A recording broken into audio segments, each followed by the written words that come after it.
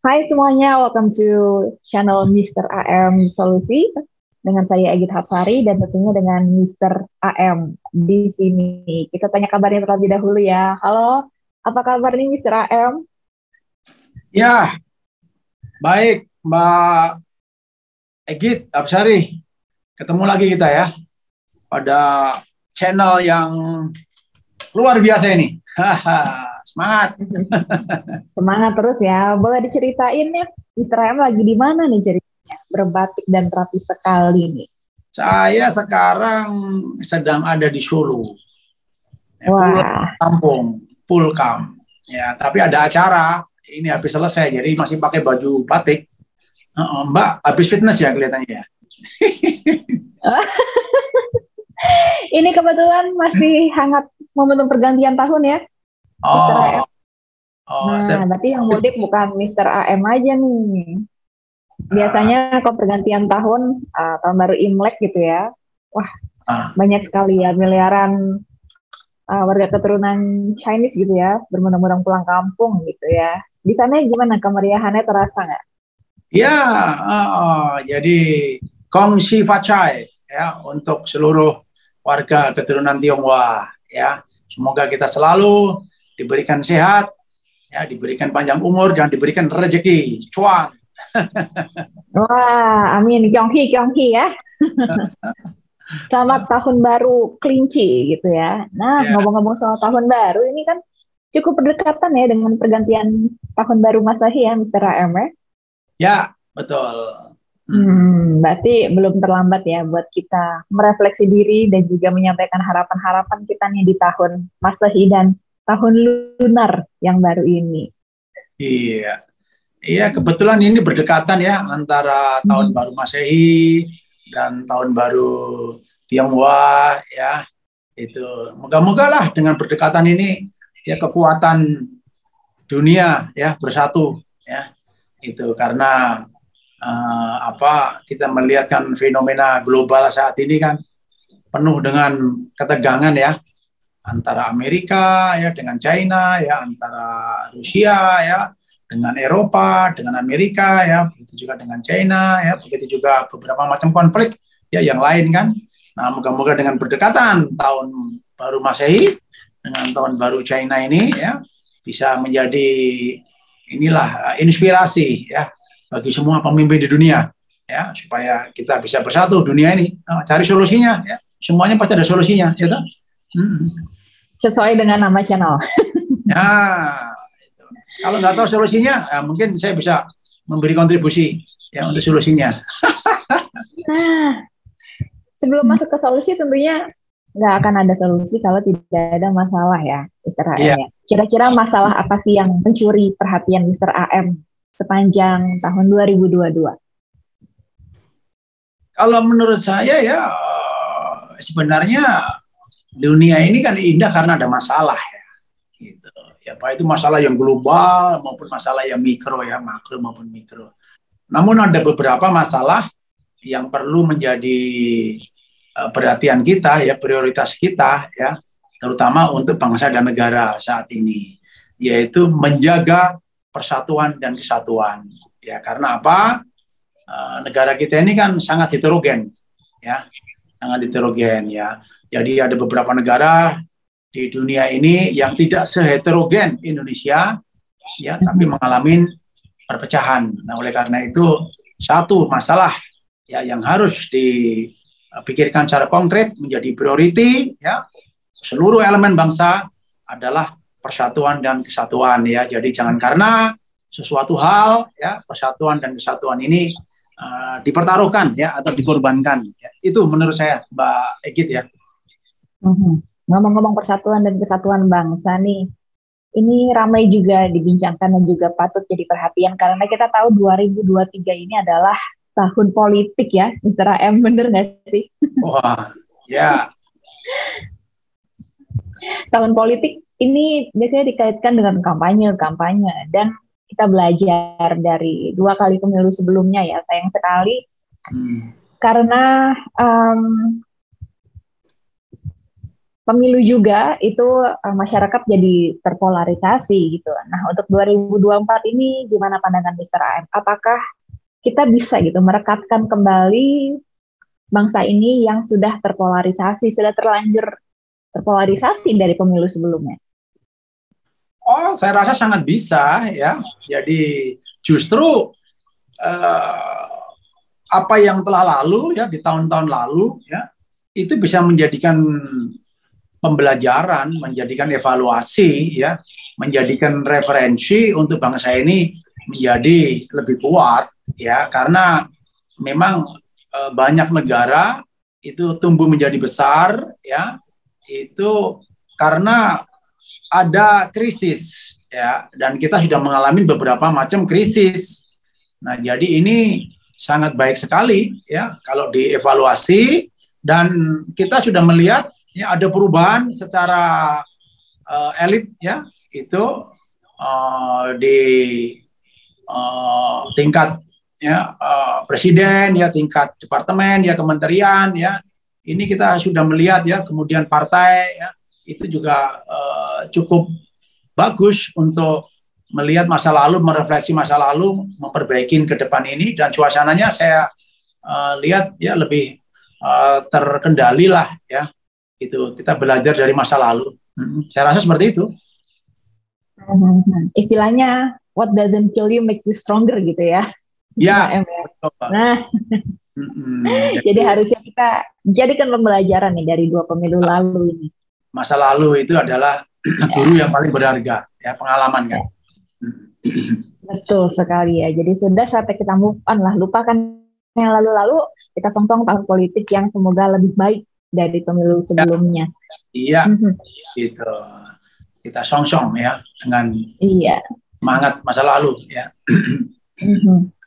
Tapi ada juga yang memprediksi gitu, beberapa pengamat politik dan juga lembaga survei bahwa 2024 ini sepertinya tidak lagi head to head gitu dalam pemilihan presiden. Nah, ini menurut Mr. AM akan memunculkan optimisme nggak sih? Karena kan ada yang mengaitkan juga jika tidak head to head, polarisasi ini lebih minim, jadi lebih bisa diredam begitu. Setujukah Mr. AM?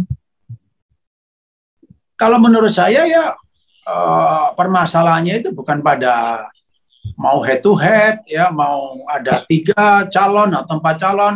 Saya rasa permasalahannya bukan di situ. Kalau menurut saya permasalahannya itu bagaimana elit politik ya menciptakan mindset ya, dan pandangan kepada seluruh rakyat Indonesia bahwa pemilu itu adalah puncak daripada demokrasi, yang itu merupakan pesta demokrasi. Nah, jadi tidak ada alasan dengan pemilu yang mau head to head, mau 3 calon, 4 calon yang menimbulkan suatu masalah ya, itu bagian daripada teknis proses demokrasinya aja.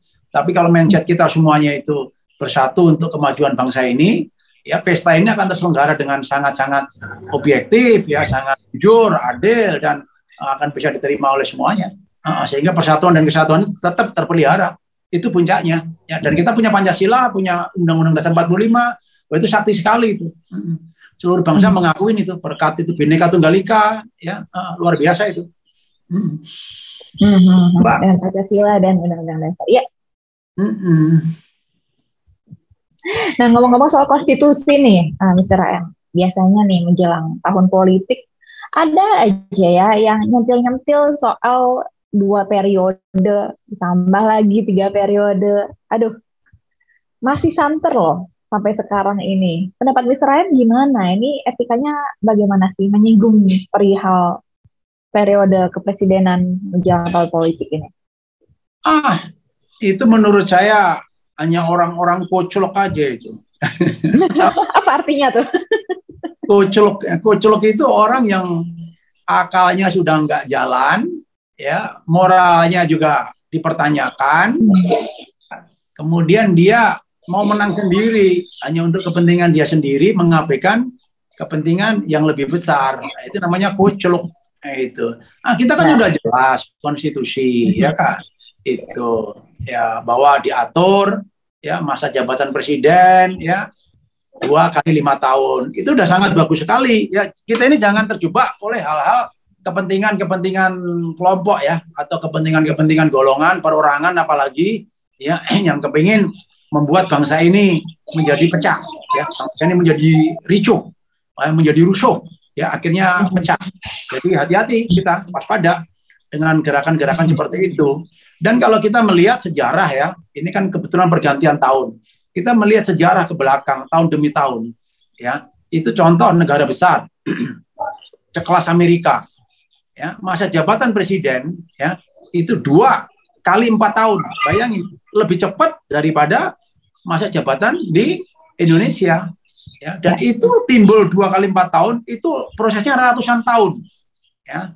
Itu. Jadi kalau tidak salah Amerika merdeka 1776 ya, 60 tahun kemudian baru tercipta demokrasi dengan masa jabatan seperti itu. Jadi kalau kita mau buat handphone, nggak usah ngarang-ngarang, ya, itu cari aja handphone, bedah, ya, itu tambahi inovasi, creativity, ya. Mau buat mobil, nggak usah ngarang-ngarang, bentuknya kayak apa, mobil yang bagus, bedah, ya tambahin itu lebih simpel, itu namanya smart. Nah makanya kalau ada orang yang mau bongkar pasang, 3 periode, tambahan segala macam, itu ya orang kocok itu tadi, saya bilang. Kalau saya itu bilang kocok ya, mungkin ada bahasa yang lebih soft lagi, nggak ngerti. Kata baru juga nih. Intinya ngaco gitu ya. Ngaco, udah lebih dari ngaco. Ngaco itu. Ya, udah lebih dari ngaco lagi derajatnya. Ngaco pangkat 10. Ngaco. Aduh, pokoknya itu derajat paling ngaco dari yang pengaco gitu ya. Iya. Ngaco pangkat 10. Dan perlu saya sampaikan juga ya, ini Pak Presiden Jokowi ya, ini sudah bagus loh ya. Ya, jadi memberikan kesempatan ya kepada seluruh stakeholder elemen bangsa untuk proses demokrasi ini. Jadi kalau proses demokrasi sudah menjadi kue yang bagus, ya, bangunan yang bagus, jangan dirusak lagi oleh orang-orang yang koclok, yang mungkin dalam tanda kutip malah memberikan masukan-masukan kepada Pak Jokowi ya selaku presiden, hal-hal yang tidak benar seperti itu.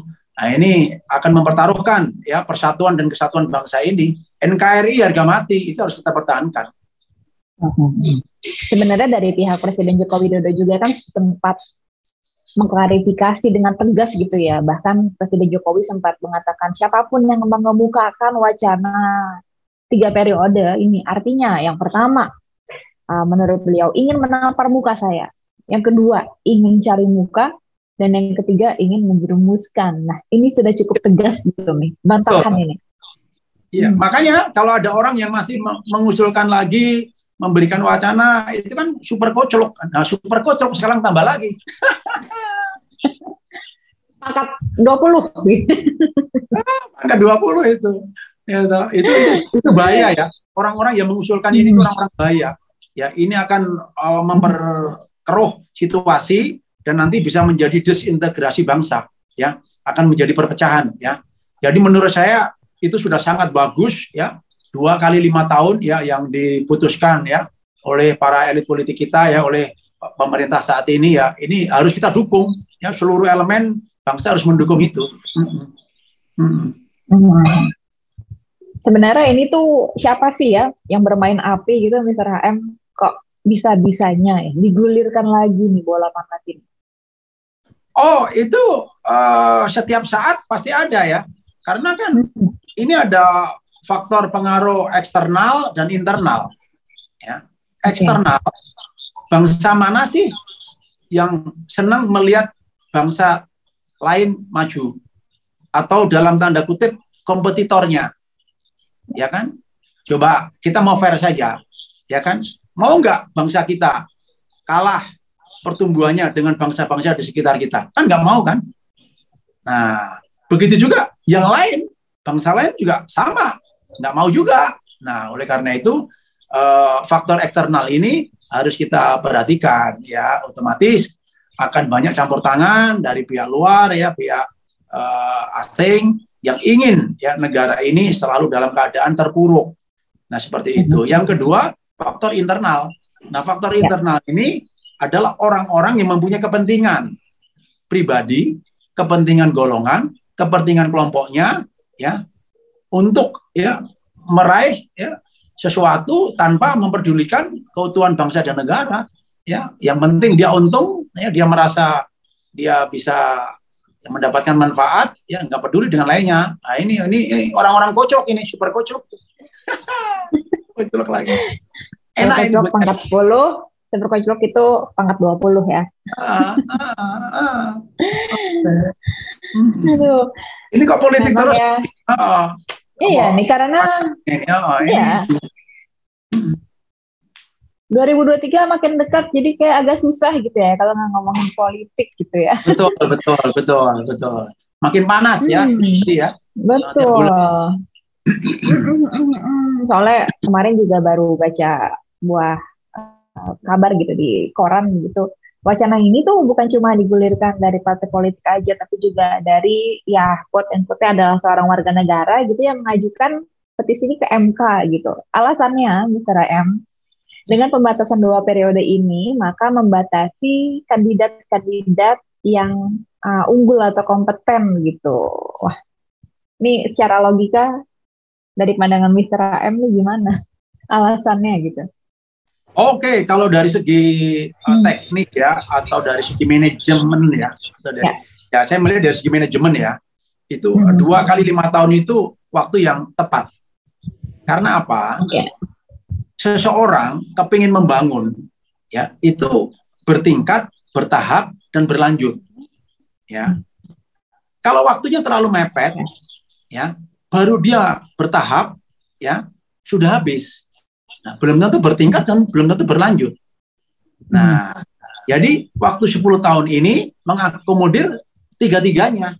Ya, jadi bagaimana dia merencanakan, dia berbuat, dan kemudian mempersiapkan untuk proses kelanjutannya. Nah, jadi saya rasa 2 kali 10 tahun ini timing yang sangat bagus, dan saya secara pribadi mengapresiasi kepada para elit bangsa ya, yang di pemerintahan, yang di DPR, ya seluruh stakeholder ya merumuskan ini. Oleh karena itu seluruh elemen bangsa harus menjaga buah atau telur yang sangat bagus ini, produk ini. Oke. Kalau capek ngomongin politik, mungkin bisa juga nih Mr. M sharing nih. Kemarin pergantian tahun kan juga menghabiskan waktu ya di negeri orang gitu. Wah, boleh cerita perjalanannya dan juga biasanya tuh di setiap perjalanan kan kita bisa dapat wawasan baru dan juga refleksi baru gitu. Mungkin bisa di-sharing juga Mr. M. Oke, ya kebetulan kemarin di akhir tahun ya, sebelum Natal ya, saya coba untuk berkunjung ke beberapa negara ya, itu di Eropa ya, itu mulai dari Belanda, Belgia, Jerman, Perancis ya, dan ada beberapa negara lain lah gitu.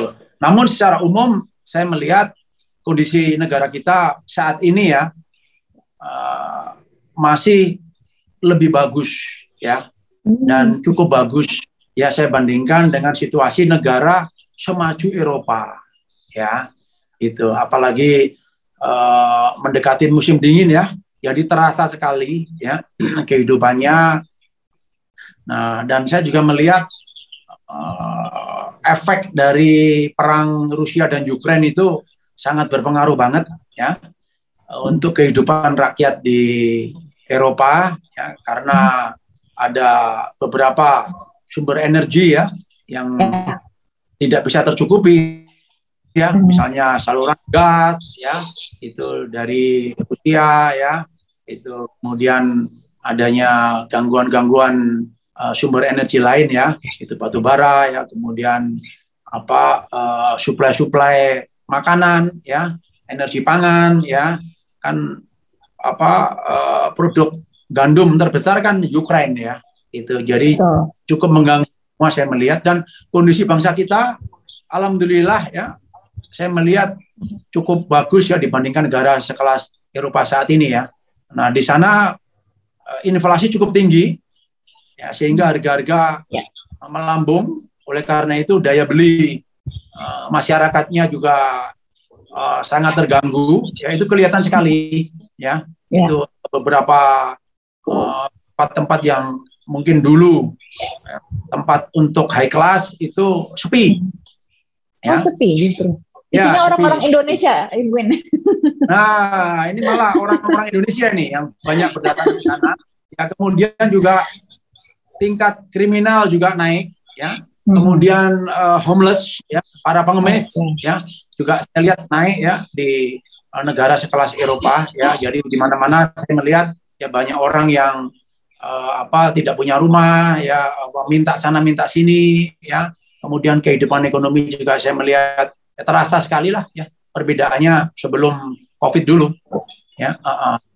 Itu mungkin sekedar situasi ya, highlight perbandingan antara negara kita dengan negara-negara lain. Ya. Secara ekonomi kebangkitan kita bisa dibilang lebih baik ya pasca COVID-19 kemarin ya. Kemarin juga saya dengar di Inggris bahkan saking parah resesinya itu terparah dalam 3 atau 4 dekade terakhir ya, sampai ada orang yang nggak bisa afford beli makanan, makan karet gitu ya. Nah, terus juga di saya tidak ke Inggris tentang berita itu, ya, tapi karena Inggris kan juga dekatnya kan hanya seberang ya Eropa, ya, itu, jadi saya rasa juga nggak akan terlalu beda jauh lah kondisinya. Jadi secara umum bangsa kita masih cukup stabil, ya, cukup bagus dari segi ekonomi, ya, kemudian keamanan politik dan lain sebagainya lah, serta kehidupan di masyarakat itu masih terasa sekali ya jauh lebih bagus. Ini penilaian saya ya melihat kondisi saat ini di sana. Oke, dari keamanan sendiri memang Eropa juga cukup diuji kemarin waktu Desember itu. Masih mencekam nggak misalnya situasi di Paris karena ada insiden penembakan ya yang di Kurdish Center itu? Ya, memang setiap ada kejadian-kejadian terorisme ya, itu atau kejadian-kejadian kejahatan tingkat tinggi seperti itu ya, yang menggunakan senjata, ya kita anggap aja itu terorisme ya, itu pasti juga akan berpengaruh ya kepada kebijakan negara itu. Nah, apalagi kalau kita mungkin dipandang orang asing kan begitu kan. Nah, kalau bangsa Asia di Eropa kan kelihatan sekali kan, wah ini bangsa asing, dan itu saya juga merasakan tingkat sekuritas ya, security di perbatasan di bandara ya, di tempat-tempat itu perbatasan itu cukup ya lebih ditingkatkan.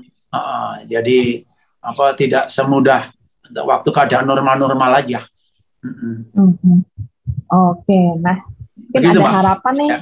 Masih ada harapan untuk di tahun 2023 ini supaya ekonomi makin kuat dan juga kesatuan bangsa, keamanan, politik juga makin stabil begitu. Ada optimisme ke arah situ kah dari Mr. AM? Apalagi setelah jalan-jalan nih ke Eropa bisa mungkin membandingkan kondisi situasi di dalam negeri dan juga di negara lain. Oke, ya. Kalau harapan pasti ada ya. Nah, jadi kita sebagai makhluk hidup, kita harus penuh harapan, ya harus optimis, ya, menyongsong masa depan, ya, itu. Karena kalau nggak punya harapan, berarti kemauan untuk maju itu juga redup kan. Nah, jadi ya secara pribadi saya optimis ya dengan bangsa kita, ya prinsipnya antara pemerintah ya dengan rakyat, para elit politik ya, itu mencari hal-hal yang objektif ya, mengesampingkan kepentingan kelompok ya, kepentingan partai ya, kepentingan pribadi ya, kepentingan golongan atau kepentingan etnis ya, itu tolong dikesampingkan ya, sehingga fokus menciptakan mekanisme, sistem, metode, cara ya untuk heterogen ini menjadi sebuah persatuan yang kokoh ya. Nah, ini kuncinya di situ ya. Nah, kalau ini tercipta, maka kita bisa mengeksplorasi seluruh sumber daya bangsa yang ada. Yang paling penting bagaimana kita ini bangsa yang sangat heterogen ya, terdiri dari berbagai macam suku, agama, etnis, golongan ya. Itu jangan sampai ya karena orang-orang yang mempunyai kepentingan pribadi, kelompok, golongan, partai, ya, ego sektoral, ego etnis dan lain sebagainya, ya mengancam ya persatuan dan kesatuan bangsa kita, ya akhirnya NKRI bisa terganggu, ya. Nah, ini yang paling penting ya. Oleh karena itu kewajiban kita semua seluruh elemen bangsa untuk bisa menjaga persatuan dan kesatuan ini sehingga negara kita menjadi kuat ya dengan keheterogenan, dengan perbedaan ya, itu akan menjadi lebih kuat sehingga kita bisa mengeksploitasi dan mengeksplorasi semua sumber daya, baik sumber daya alam, sumber daya manusia ya dan segala macam ya, ketahanan bangsa ya, energi ya, itu bisa kita eksploitasi ya dengan kekuatan bangsa sendiri. Dan saya melihat ya hari demi hari ya, bangsa kita sudah semakin cepat sekali maju. Contoh mengeksploitasi dan mengeksplorasi sumber daya alam. Ya, kalau dulu kita jual dalam bentuk raw material, sekarang sudah hilirisasi. Ya, itu baik itu dari sumber daya alam, ya pangan, dan kemarin saya juga melihat bagus sekali itu peristiwa launching kendaraan di Departemen Pertahanan ya, versi militer mobil yang mereknya Maung ya, diberi nama oleh Presiden Maung ya, itu saya melihat itu kontennya 70% ya konten bangsa Indonesia. Nah, dan itu sangat bagus sekali. Jadi ke depan pasti akan dikembangkan ya, sehingga produk-produk dalam negeri ya itu kita tidak akan menjadi market ya, tapi kita juga menjadi produsen ya. Jadi tingkatnya value yang kita dapatkan itu akan jauh lebih besar ya. Karena saya pernah ya menghitung-hitung ya, itu kalau kita jual bahan mentah ya, kemudian kita menerima atau membuat bahan baku, itu nilainya itu bisa sampai ratusan kali, Mbak. Ratusan kali bahkan ratusan kali dengan hilirisasi ini. Baik. Betul. Nah, setidak-tidaknya puluhan kali ya. Itu ada yang 50 kali, 60 kali, 70 kali, bayangin aja ya. Jadi kalau kita menjual gelondongan ya, itu kemudian kita kembali ke sini dalam bentuk produk jadi ya, itu puluhan sampai ratusan kali ya harganya, perbedaan di saat dia beli maupun dia menjual di Indonesia. Ini kan sangat ironis sekali kan. Nah, oleh karena itu kita harus maju menjadi negara produsen ya, bukan negara market saja. Ya, itu harapan. Dan ini mampu sekali, bangsa kita ini bangsa pinter. Ya, kemarin saya juga mendengar berita bagaimana seorang anak kecil yang mendapatkan juara 1 lomba matematika dunia. Matematika ya, dari NTT namanya, ya kan? Nah, ini kan menunjukkan, dan banyak sekali hampir tiap tahun ya bangsa Indonesia ini ya bangsa yang sangat potensial begitu. Ya, tinggal bagaimana di manage, di develop, ya, diberikan ruang, waktu, ya, itu sehingga semuanya akan terintegrasi menjadi kekuatan bangsa. Ya, intinya itu tadi, persatuan dan kesatuan dengan visi misi yang benar, dengan pemerintahan yang bersih, ya, dengan pemerintahan yang kuat, ya, dengan demokrasi yang jujur dan adil, ya, insya Allah ya semuanya pasti akan terlaksana dengan baik. Ya, itu harapan kita. Coba aja kalau nggak percaya buktikan nanti. Itu 5-10 tahun aja kan kelihatan. Dan seperti yang kita bahas di episode lain ya, ini untuk menciptakan generasi berlian, bukan generasi strawberry untuk Indonesia 2045. Iya. Baik, wah luar biasa ini bincang-bincangnya, walaupun ini secara virtual tapi tetap greget dan berbobot ya kalau dengan Mr. AM, dan tentunya dengan solusi-solusi yang hadir dari setiap masalah yang ada. Selama kita melihat suatu masalah dengan perspektif yang positif begitu ya, Mr. AM. Oke, teman-teman, thank you so much udah nonton episode ini konten channel Mr. AM Solusi, dan terima kasih tentunya untuk Mr. AM yang sudah berbagi wawasan dan juga perspektif baru dalam tiap episodenya. Semoga juga penonton channel ini bisa bertambah juga dong wawasannya dan juga bisa dibagikan ilmunya. Nah, makanya jangan lupa share, like, subscribe, dan nyalakan loncengnya ya, Mr. AM ya. Ya, oke. Baik. Pada seluruh penonton ya, semoga sehat selalu. Ya, terima kasih. Ya. Salam sehat. Oke, saya Gita Pesari pamit undur diri, dan dengan Mr. AM sampai ketemu lagi di episode selanjutnya. Bye. Ayo, ya, terima kasih.